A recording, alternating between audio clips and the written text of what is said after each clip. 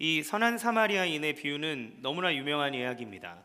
이 안에 나타난 사랑과 윤리는 믿지 않는 사람에게도 큰 울림을 주는 예수님의 가르침이죠. 그래서 실제로 이 이름을 딴 단체가 있기도 하고, 선한 사마리아인에 대한 이야기를 하면 의뢰의 사람을 향한 긍휼과 사랑, 그러한 윤리의 삶들을 우리 가운데 도전하기도 합니다. 그러나 이렇게 아름다운 스토리가 완전하게 그 의미 그대로 우리에게 받아들여지기 위해서는 사실 이 비유뿐만 아니라 그 얘기를 확장해서 율법교사와 예수님의 대화의 이야기를 합쳐서 함께 봐야 되죠. 이 이야기의 시작은 율법교사가 예수님을 시험하려는 데서부터 시작이 됩니다. 보통 중동에서는 선생님이 앉아있고 학생은 존경의 표시로 일어나 이야기를 한다고 해요. 그러나 이 율법교사가 일어난 이유는 예수님을 존경해서가 아니라 예수님을 시험하여 넘어뜨리기 위해서 일어섭니다. 그는 왜 예수님을 넘어뜨리기 위해 일어났을까요? 그동안 예수님의 행적이 그들의 눈에 거슬렸기 때문입니다.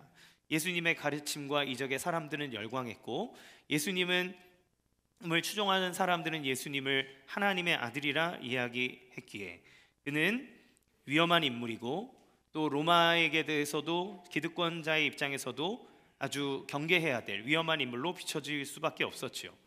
그래서 오늘 율법교사는 자신이 가진 최고의 무기, 우리나라의 근간을 이루는 율법, 나의 전공, 내 가장 주무기인 율법을 가지고 예수님을 넘어뜨리기 위해 일어선 겁니다. 그 의도는 그의 첫 번째 질문에서부터 나타나요. 질문이 무엇입니까? 선생님, 내가 어떻게 하여야 영생을 얻겠습니까? 이렇게 묻는 겁니다. 이 질문은 오늘 이야기의 전체의 내용을 끌고 가는 겁니다. 내가 어떻게 해야 영생을 얻겠습니까? 이 질문에 대한 것들이 비유까지 이루어지는 거예요. 그러면 이 율법교사는 왜 갑자기 영생을 물어봤을까요?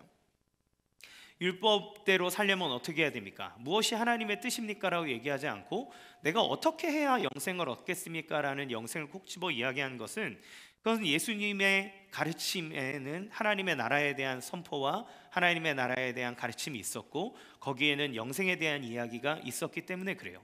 그러니까 네가 말하는 그 영생을 가지고 내가 너를 걸겠다는 이야기죠.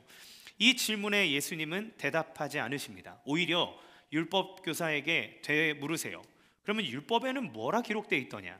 너는 그것을 어떻게 읽느냐? 이렇게 물어봅니다. 예수님의 질문에 율법교사가 이렇게 얘기합니다. 27절 시작. 대답하여 이르되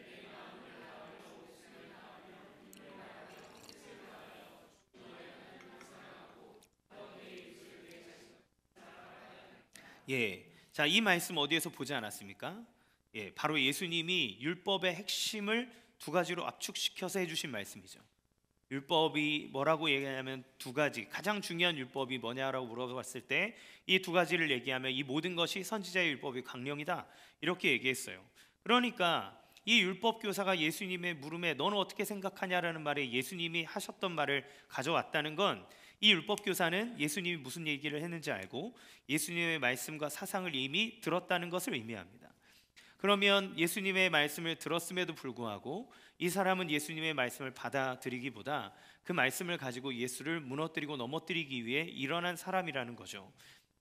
자, 이 대답에 예수님은 뭐라고 얘기하십니까? 그래, 네 대답이 옳다. 그러면서 이것을 행해라. 그러면 산다. 그러면 너가 영생을 얻을 것이라고 얘기하죠. 네가 말한 대로 산다면, 네 말한 대로 그걸 지켜낸다면 그럼 너는 영생을 얻을 것이라고 얘기하는 거예요.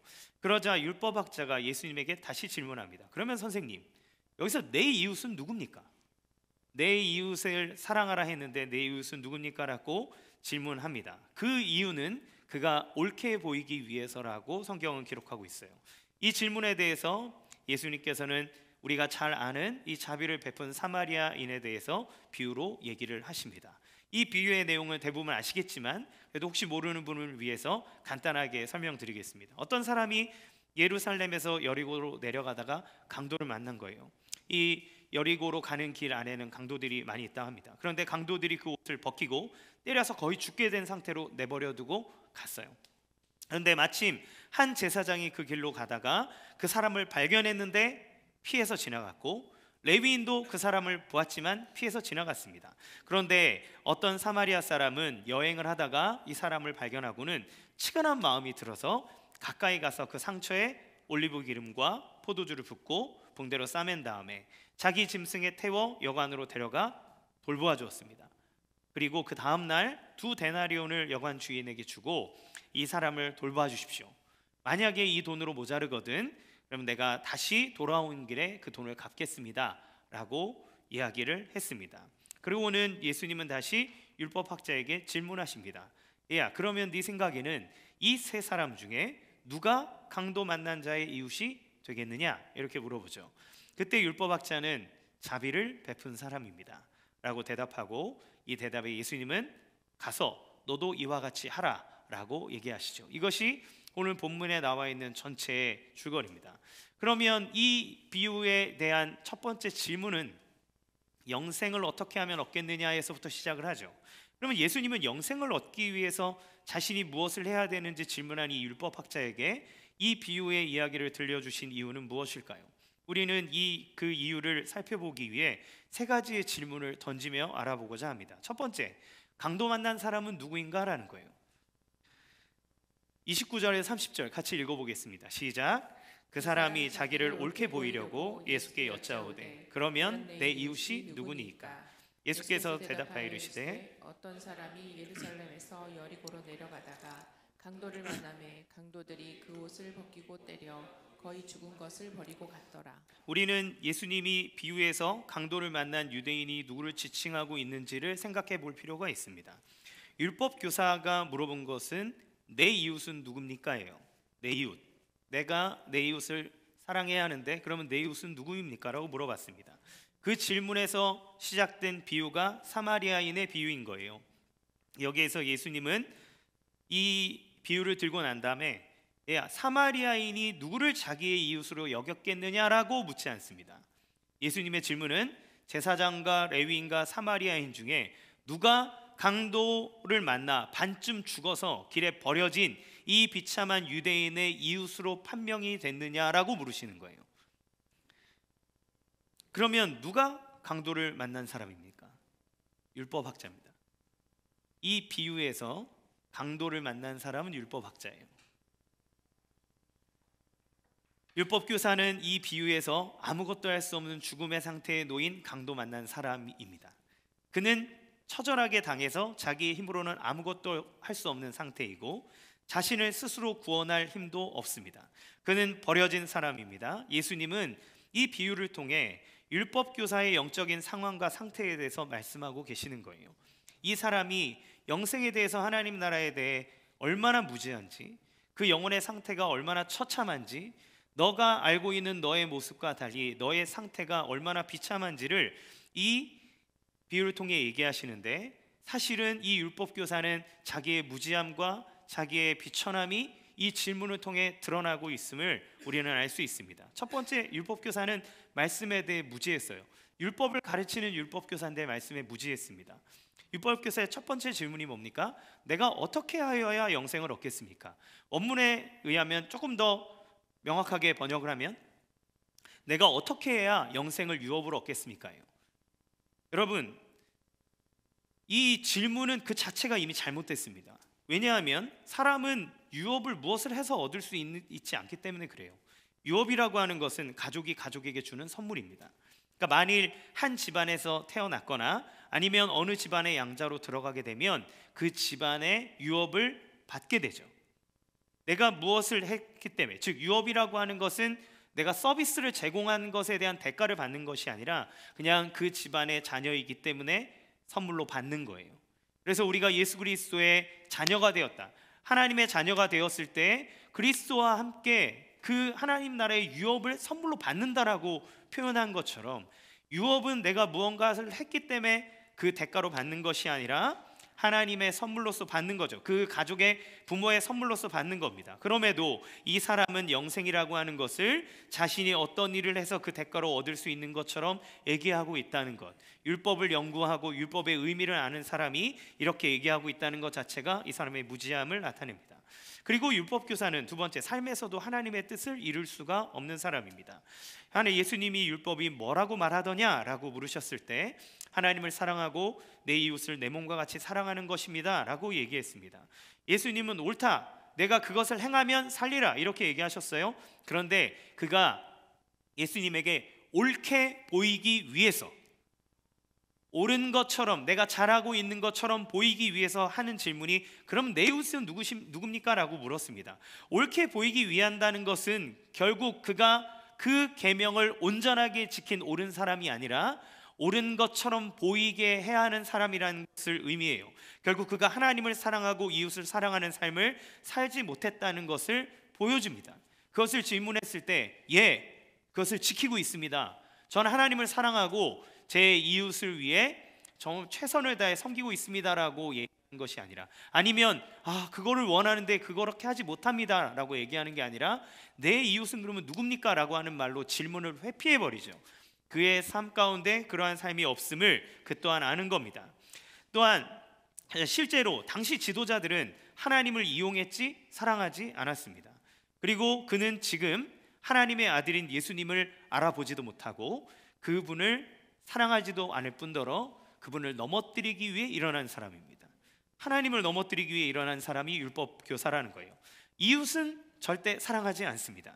율법으로 백성들의 삶을 메고 자기가 존경을 받을지언정 그들에게 자유함을 주거나 긍휼을 베풀지 않습니다. 종교적인 거룩함을 위해서 언제든지 사람들을 버리는 것이 제사장이고 레위인이라고 예수님의 비유에 나와 있는 것처럼 말이죠.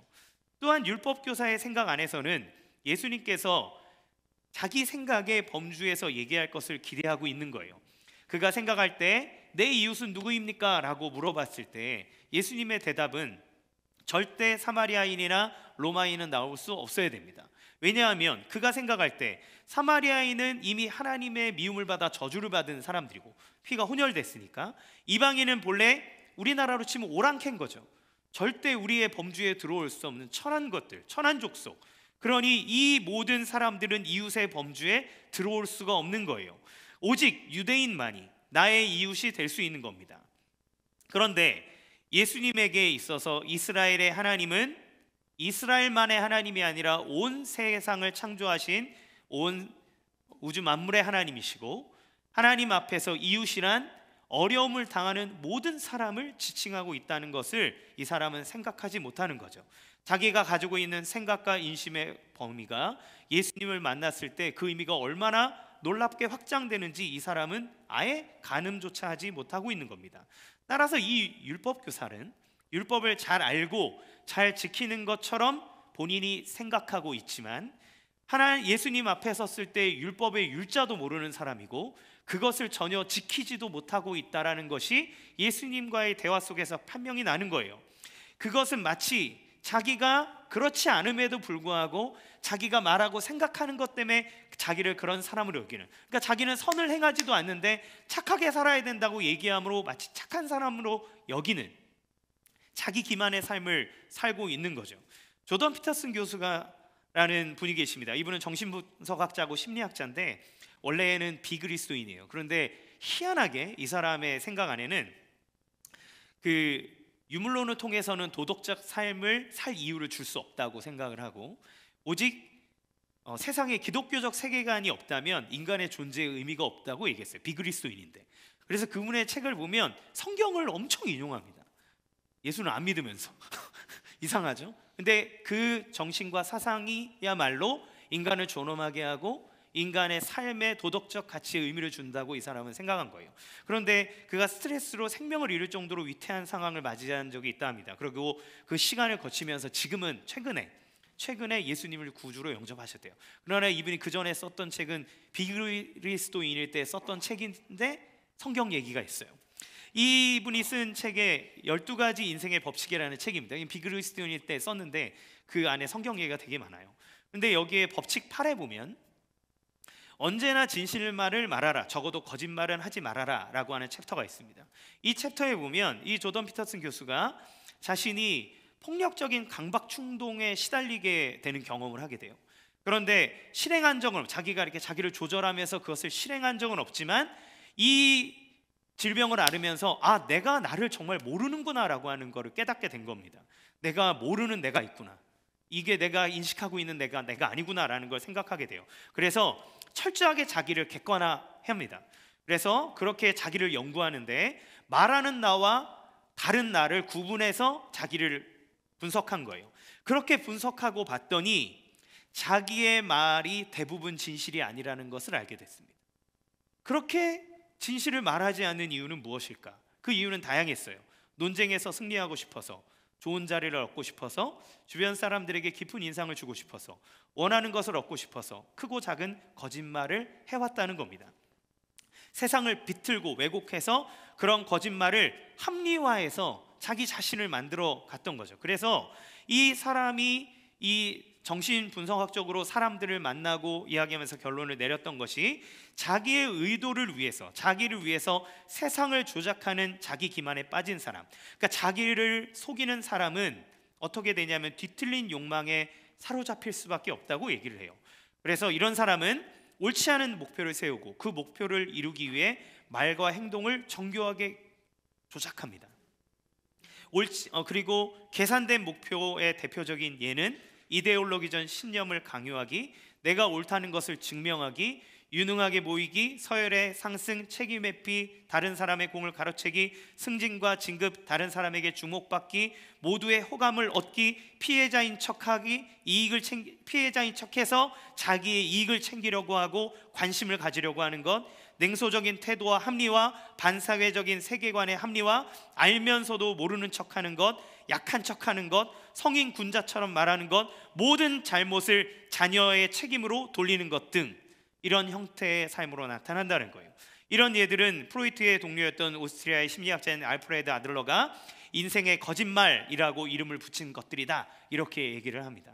이 거짓말이라고 하는 건 이분의 책에서 결국 얘기할 때 내가 직면한 상황이 나를 불편하게 만들 때 이걸 회피하기 위해서 사실 또는 진실을 왜곡하면서 만드는 것이 거짓말인 거죠. 이게 나쁜 것이든 선한 거짓말, 화이트 거짓말, 뭐 착한 거짓말이든 상관없이 이 거짓말이라고 하는 것은 결국에 내가 직면한 상황이 나를 불편하게 만들 때 이것을 회피하기 위해서 사람들이 선택하는 방식이라는 거예요. 그런데 이게 얼마나 심각한 문제를 일으키냐면 상대방은 나의 거짓말을 사실로 받아들이고 상대는 그 거짓말로 나를 판단하고 나의 정체성을 인식할 뿐만 아니라 나도 그 거짓말에 속아서 그렇지 않음에도 불구하고 나를 그런 사람으로 여기는, 나를 그런 사람으로 포장하는, 나를 그런 사람의 반열에 올려놓는, 그런 사실은 나는 그렇지 않은데 내가 생각하는 인생도 내가 살아가는 인생의 거짓말, 거짓된 인생을 살아가게 된다는 겁니다.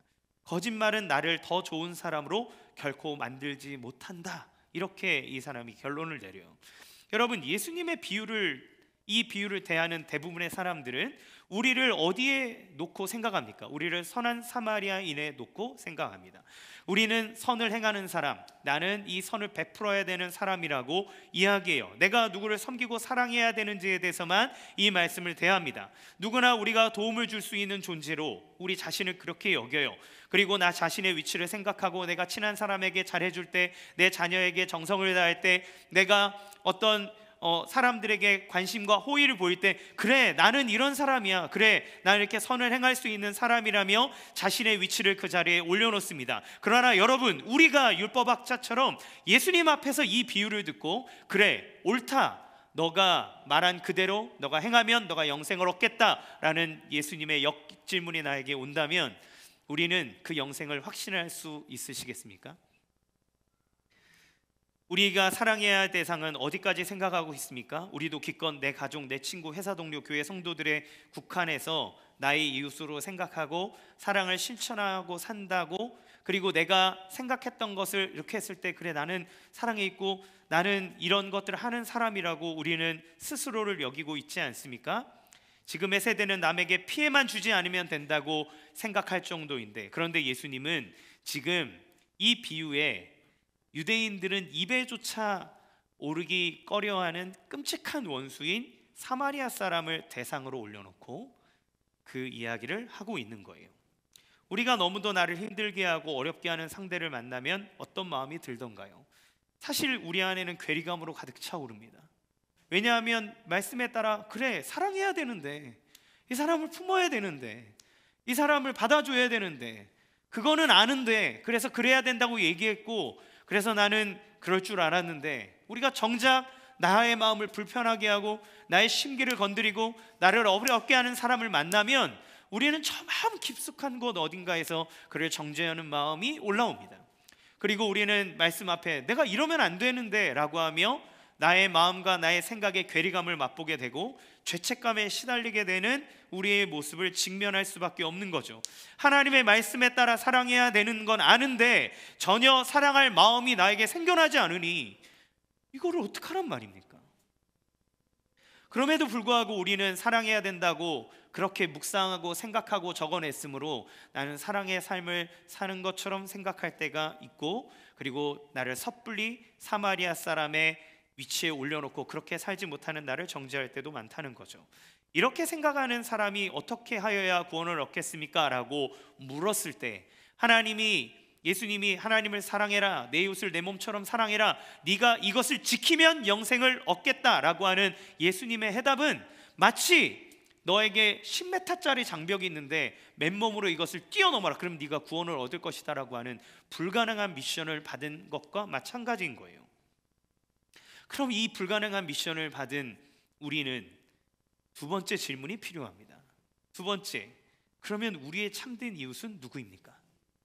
33절 말씀 같이 읽겠습니다. 시작. 어떤 사마리아 사람은 여행하는 중 거기 이르러 그를 보고 불쌍히 여겨. 율법 교사에게 이 비유는 너무 충격적인 거예요. 왜냐하면 등장인물이 이상했기 때문입니다. 제사장 지나갔고 레위인 지나갔으면 일반 유대인이 나와야 돼요. 근데 갑자기 사마리아 사람이 나오는 거예요. 네가 왜 거기서 나와? 갑자기 생뚱맞는 거예요.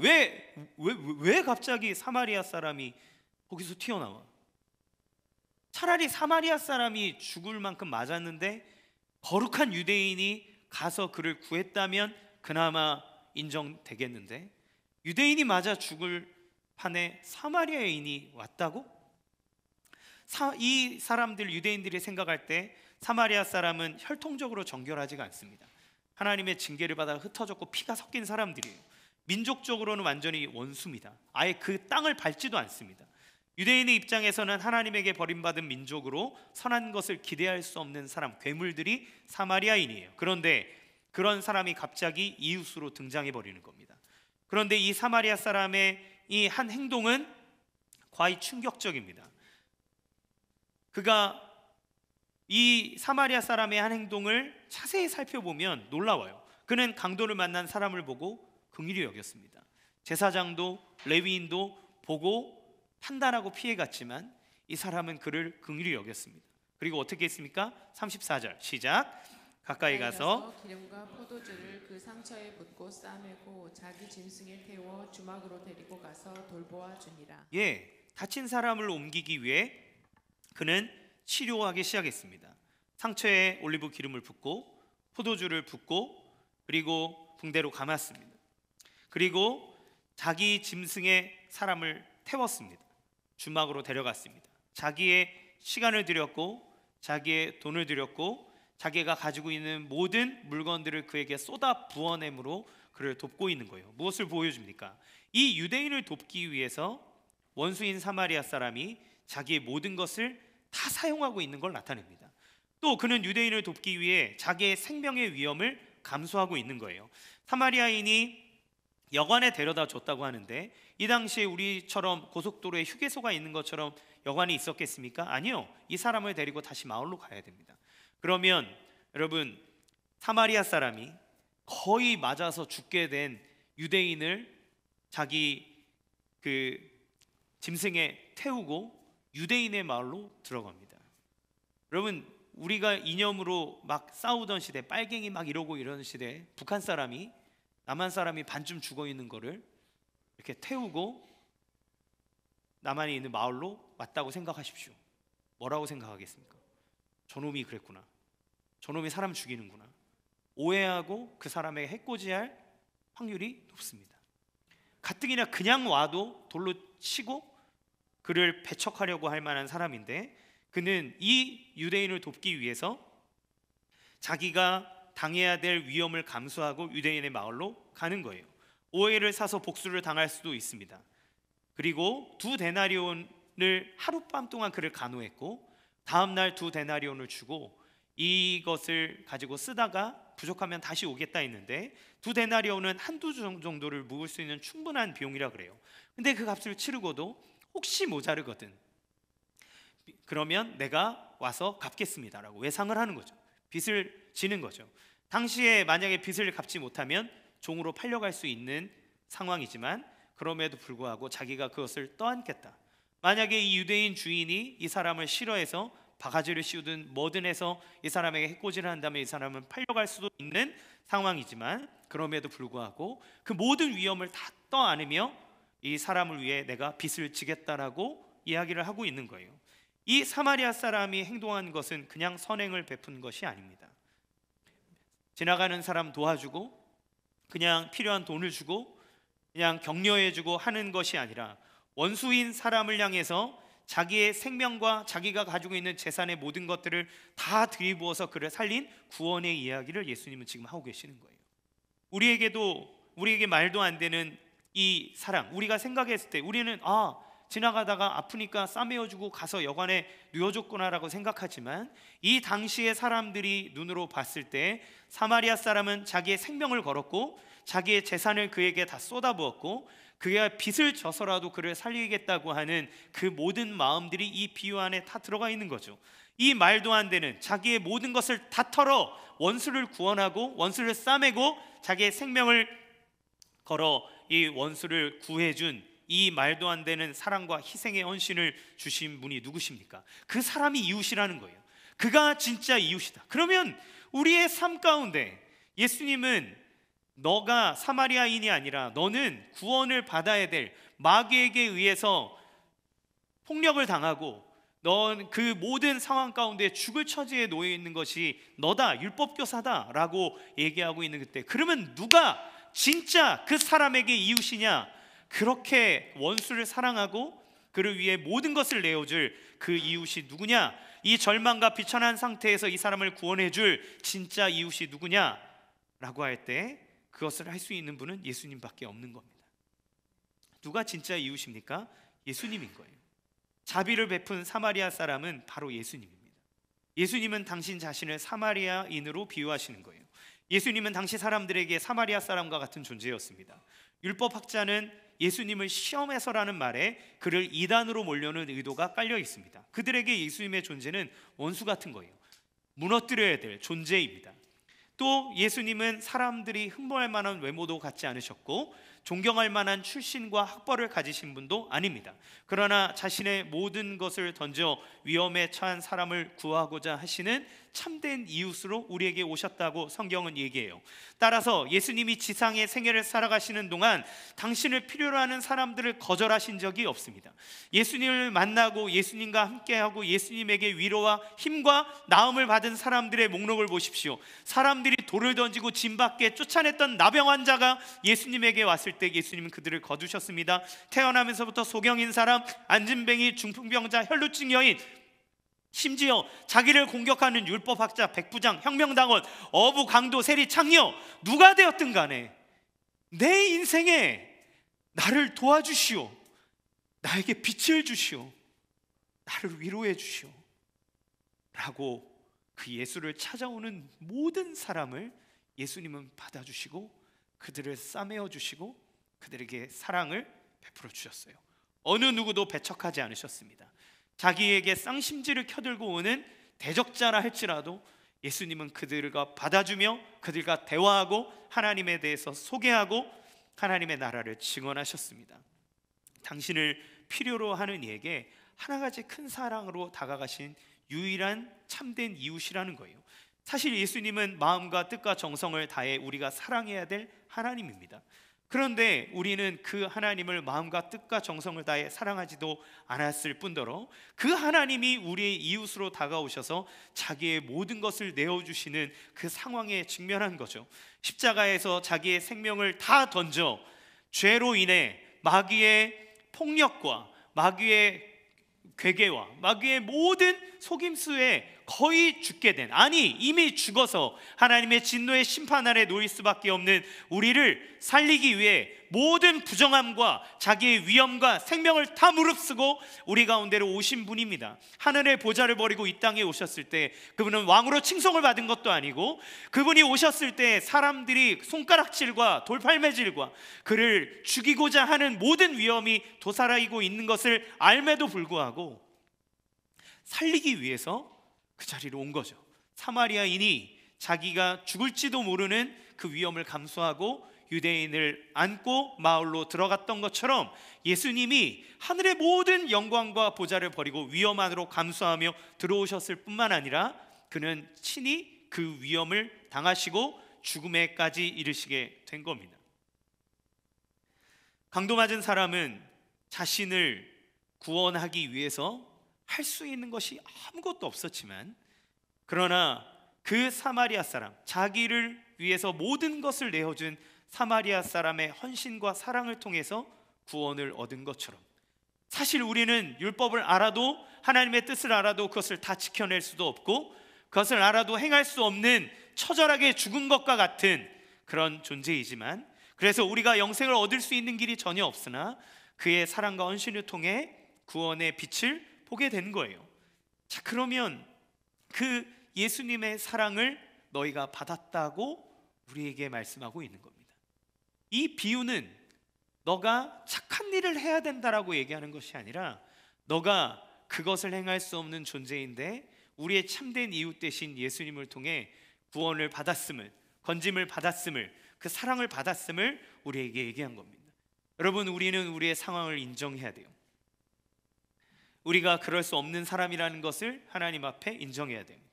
그리고 그 절망적인 상황에서 예수님이 자기를 다 던진 그 사랑으로 우리를 구원했음을 받아들여야 되는 것입니다. 그러면 우리는 예수님의 이 자기 희생적 사랑을 받은 자로서 마지막 질문을 비로소 던질 수 있는 거예요. 세 번째, 그러면 우리는 어떻게 좋은 이웃이 될 수 있습니까? 36절에서 37절 같이 읽겠습니다. 시작. 내 생각에는 이 세 사람 중에 누가 강도 만난 자의 이웃이 되겠느냐? 이르되 자비를 베푼 자니이다. 예수께서 이르시되 가서 너도 이와 같이 하라 하시니, 하시니라. 예수님은 누가 강도 만난 자의 이웃이 되겠느냐고, 누가 이 세 명 중에 강도 만난 자의 이웃으로 판명됐느냐고 물으셨어요. 그때 율법교사는 자비를 베푼 자입니다. 그러니까 예수님이 그러면 너도 이와 같이 하라, 이렇게 명하십니다. 이와 같이 하라는 것은 예수님과 같이 살라는 거죠. 우리의 참된 이웃으로 오신 그 예수님처럼 살라는 겁니다. 그러면 우리가 어떻게 예수님처럼 예수님을 따라 살아갈 수 있습니까?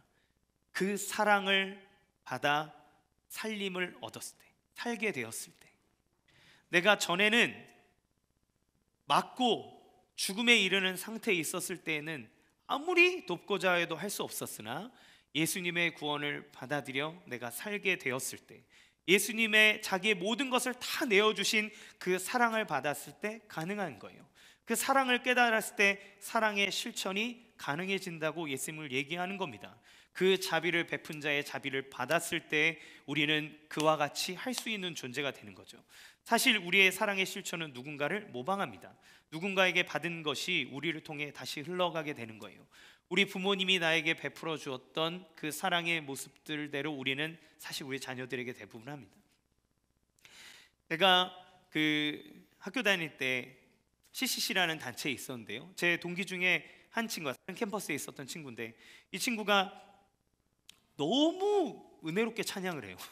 이게 형제인데 율동을 그렇게 예쁘게 할 수가 없어요. 이렇게 너무너무 예쁘고 그 친구를 보면 빛이 나요. 이게 CCC 율동 되게 유치하거든요. 막 이러거든요. 그런데 이 친구가 하는 거 너무 빛이 나고 그 미소가 너무 아름다워요. 근데 그 친구와 함께 간증을 나눈 적이 있었는데, 저는 그 친구가 어려서부터 신앙생활을 잘 해온 친구인 줄 알았어요. 근데 고등학교 때까지는 예수님을 부인했다가 대학교에 와서 처음 예수님을 믿게 됐고 예수님을 받아들였는데, 그 친구는 어렸을 때 아버지에게서부터 사랑을 많이 받지 못했던 친구예요. 근데 예수님을 믿었을 때 아버지에게로부터 받지 못했던 사랑이 그에게 채워지기 시작했고, 예수님의 사랑이 자기에게 들어오니까 자기가 원래 이렇게 좀 그래 가만히 자세히 보니까 이렇게 눈도 약간 착하고 되게 이렇게 차가우면 엄청 무서울 사람이더라고요. 그런데 그 얼굴이 어떻게 그렇게 미소로 가득 찼니라고 얘기할 때 예수님 사랑을 깨달을 때라고 얘기했습니다. 그리고 그 예수님의 사랑을 깨달을 때 자기 순장님이 자기에게 주었던 사랑을 얘기했어요. 그가 사랑방 이제 훈련 받을 때 같이 모여서 있었거든요. 학생들이니까.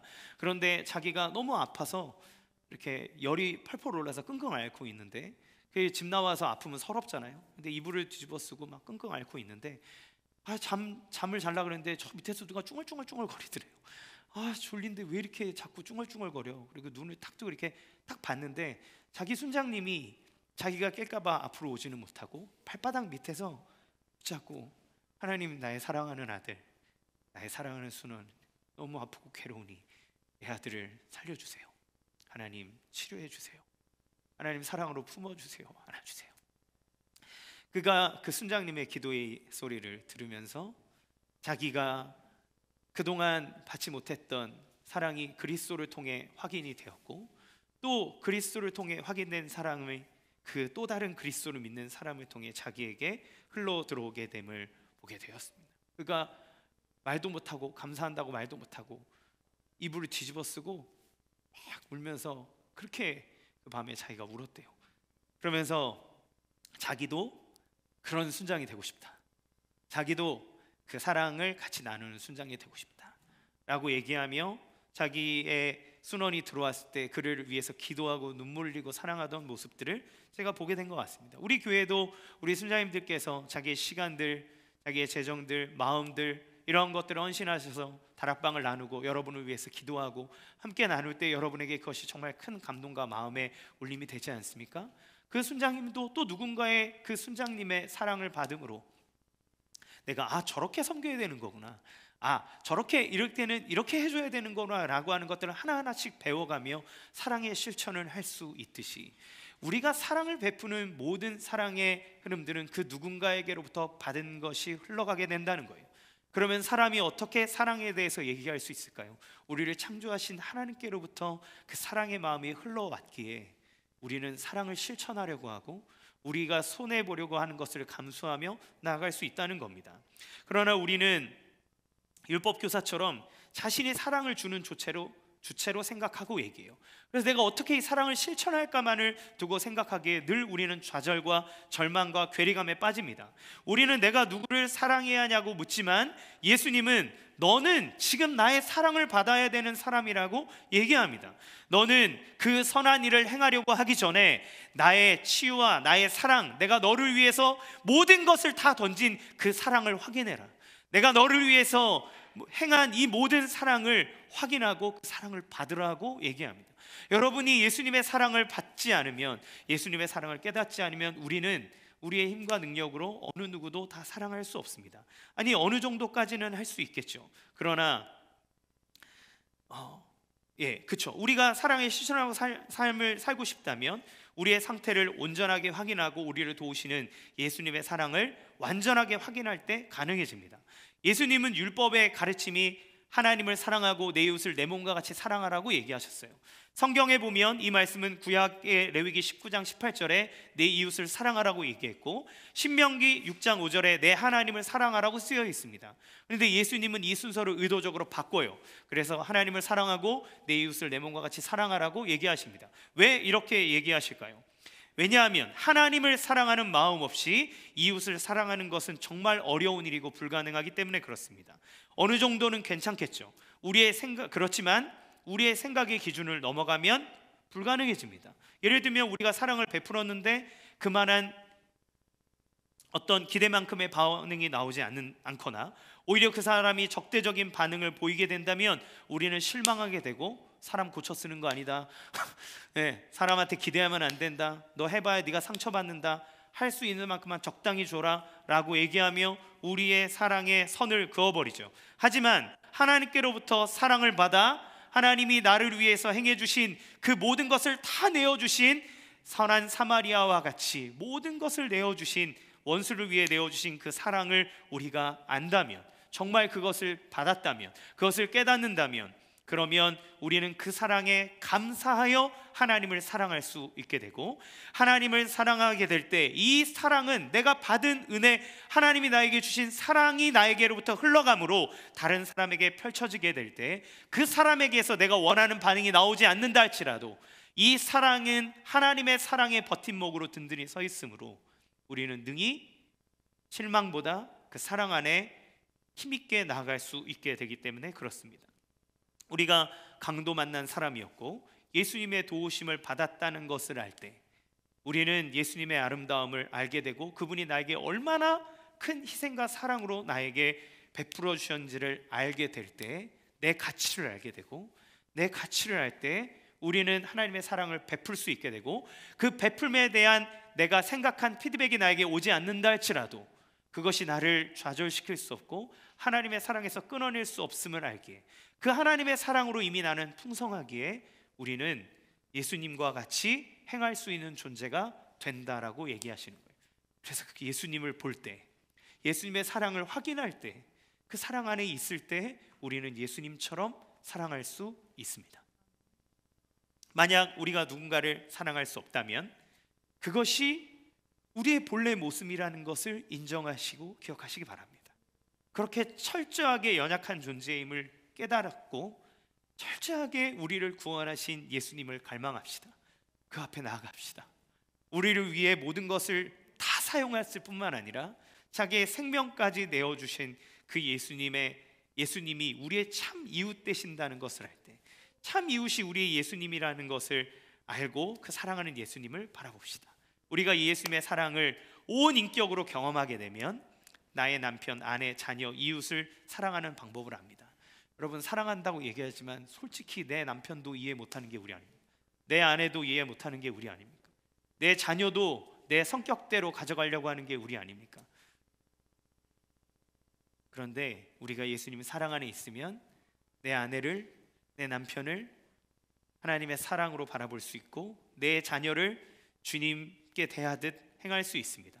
뿐만 아니라 이웃을 위해서 그들에게 어떻게 내가 받은 이 사랑을 전할 수 있을까라는 고민과 행실이 나타나게 되고, 유대인으로 국한되어졌던 율법학자의 율법적 사고가 아닌 온 우주를 향한 하나님의 사랑의 확장이 우리에게서부터 일어나는 거예요.